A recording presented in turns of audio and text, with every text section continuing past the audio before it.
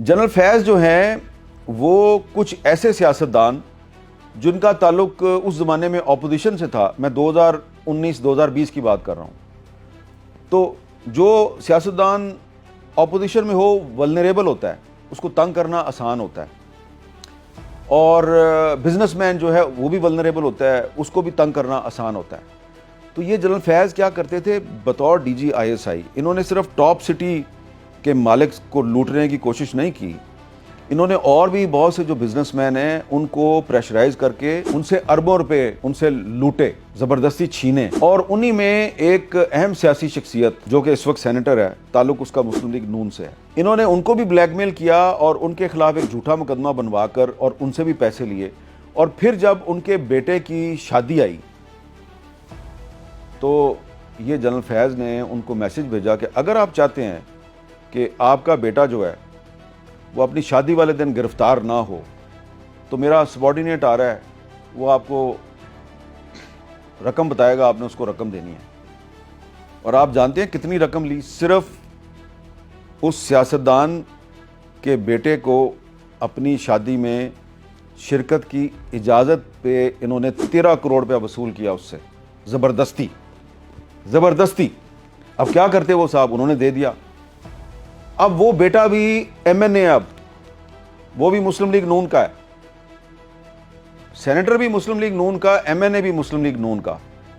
तो इनको बताना चाहिए जाके नैब को कि नहीं बताना चाहिए, और जनरल फैज़ के खिलाफ केस चलना चाहिए या नहीं चलना चाहिए? अगर कोई मुझसे पूछेगा तो मैं बता दूंगा। मैं इसलिए नाम नहीं बता रहा कि वो कारोबारी लोग हैं और हो सकता है उनको पसंद ना आए कि मैंने उनका नाम ले लिया है, लेकिन अगर मुझसे नैब पूछेगी तो मैं नाम बता दूंगा, क्योंकि इस तरह के जो करप्ट लोग हैं उनका एहतसाब होना चाहिए। क्योंकि मेरी इंफॉर्मेशन के मुताबिक मुझे एक बिजनेसमैन ने बताया कि उससे भी इसने 5 अरब रुपया ज़बरदस्ती छीना, और बकौल उस बिजनेसमैन के ये रकम छीनते हुए बिल्कुल नहीं घबराता था। और जब इसके बाद 30 अरब रुपया इकट्ठा हो गया तो इसने वो एक हाउसिंग स्कीम में इन्वेस्ट कर दिया। इसके अलावा एक साहब यूएई में बैठे हुए हैं, बहुत बड़े बिजनेसमैन हैं पाकिस्तान के, उनको भी ये लूटता रहा है। इस बंदे की लूट मार की दास्तानें जो हैं वो इतनी ज़्यादा हैं कि मैं 3-4 घंटे तक आपको बता सकता हूँ। इसलिए कि जब मेरे पर पाबंदी थी, जो तकरीबन 9 महीने पाबंदी रही, तो मुझे तो कोई काम नहीं था, मैं तो इसी की इन्वेस्टिगेशन करता रहता था कि ये बंदा जो है ये क्या कर। तो जैसे जैसे मैं इन्वेस्टिगेशन करता मुझे पता चला कि ये तो बंदा जो है ये न सिर्फ लुटेरा है, बहुत बड़ा गजब लुटेरा है, बल्कि ये तो पाकिस्तान की जो सियासत है उस पर भी कब्जा करना चाहता है, ये आइन भी मुअत्तल करना चाहता है, ये पार्लिमानी निज़ाम हुकूमत ख़त्म करके ये पाकिस्तान में सदारती निज़ाम लाना चाहता है।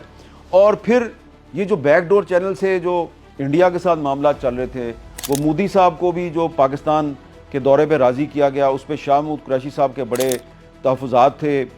कश्मीर का मसला 15 साल के लिए फ्रीज़ करना, इजराइल के साथ दोस्ती की कोशिशें, इन सारे मामलात में जनरल बाजवा साहब का नाम आता है, लेकिन जो पीछे एक साइलेंट ऑपरेटर था वो जनरल फैज़ था। और जनरल फैज़ को बहुत सी जो गैर मुल्की ताकतें हैं उनकी भी आशीर्वाद हासिल थी।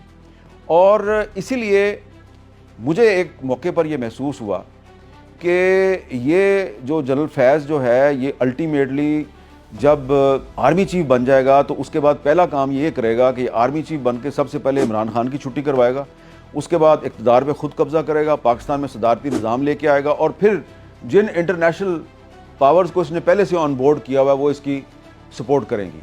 तो एक बहुत बड़ा ये एक मंसूबा था जिससे पाकिस्तान भी बच गया, और मैं ये समझता हूँ कि इन दी लॉन्ग रन तहरीक इंसाफ भी बच गई है। लेकिन अभी इन दी शॉर्ट रन जब जनरल फैज़ की सियासत में मुदाखलत के मामलात डिस्कस होंगे तो तहरीक इंसाफ का नाम आएगा, इसलिए कि जो 9 मई को जो कुछ भी हुआ था वो फ़ौज के अंदर एक बगावत करवाने की साजिश थी।